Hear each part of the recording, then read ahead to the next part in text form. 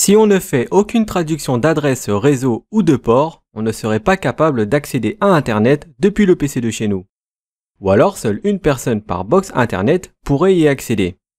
Dans les années 80, il y a eu ce qu'on appelle le boom Internet. Avec seulement 4,3 milliards d'adresses IPv4, il a fallu trouver une solution pour pallier à cette pénurie. C'est comme ça que sont nés le NAT et le PAT, en attendant la migration vers l'IPv6. Le NAT est un protocole qui permet de changer l'adresse IP source d'un paquet par une autre adresse IP. Alors même si actuellement l'IPv6 est en cours de déploiement, l'adressage IPv4 reste toujours la plus utilisée dans le monde. Toutes les entreprises et même nos box Internet utilisent le NAT. Rappelez-vous de nos classes IP publiques. Elles sont gérées par l'IANA et vont de 0 à 127 pour la classe A, de 128 à 191 pour la classe B et de 192 à 223 pour la classe C. La classe E est réservée et la classe D est pour le multicast. Eh bien, la solution a été d'extraire une partie de ces adresses publiques pour les réserver en adresses privées.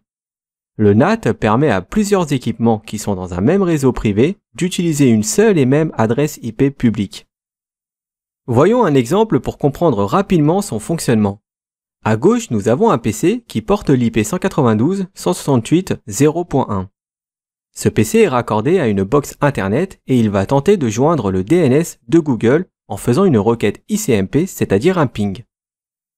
Le PC envoie donc le paquet au routeur avec comme destination le DNS de Google et en source sa propre adresse IP. Comme l'IP du PC fait partie d'une adresse privée, donc non routable sur Internet, la box va modifier celle-ci et y mettre sa propre adresse publique. Elle va donc faire ce qu'on appelle une translation d'IP. De cette façon, le paquet arrivera bien à sa destination. Et pour le chemin retour, le routeur remettra l'IP du PC pour qu'il puisse recevoir la réponse du DNS de Google. L'adresse IP du PC ne sera jamais vue du monde extérieur. Il existe trois types de NAT. Le NAT statique, le NAT dynamique et le NAT overlay, qu'on surnomme PAT. Nous allons maintenant voir la configuration de ces trois types de NAT. Tout d'abord, la première chose à faire lorsque l'on configure du NAT, quel qu'en soit le type, c'est d'indiquer au routeur où se situe le réseau privé et où se situe le réseau public. Dans notre exemple, on va taguer l'interface 00 comme étant à l'intérieur de notre réseau, c'est-à-dire privé avec la commande ipnat inside.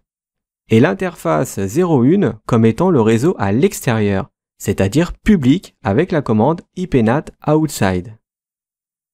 Le NAT statique permet de traduire une adresse IP privée en une adresse IP publique. En statique, c'est du 1 pour 1. Voici un exemple de configuration. Ici, chaque adresse IP privée a sa propre adresse publique qui lui est réservée pour sortir vers le WAN ou bien pour surfer sur Internet.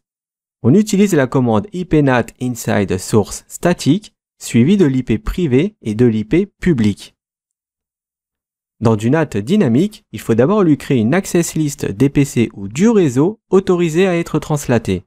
Ensuite, on va déclarer la plage d'adresse IP publique qui pourra être utilisée aléatoirement avec la commande ipnat pool. Et pour finir, il ne reste plus qu'à associer notre access list qui contient les IP privés avec le pool d'adresses publiques. Chaque PC qui souhaite sortir vers Internet emprunteront une adresse IP publique du pool qui aura été configuré. Passons maintenant au PAT.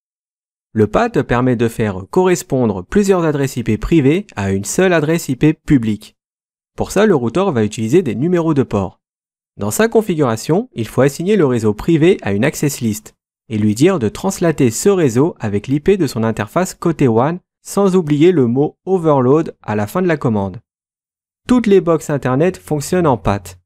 Les PC, tablettes et smartphones que l'on a dans notre réseau domestique utilisent donc la même adresse IP publique de la box.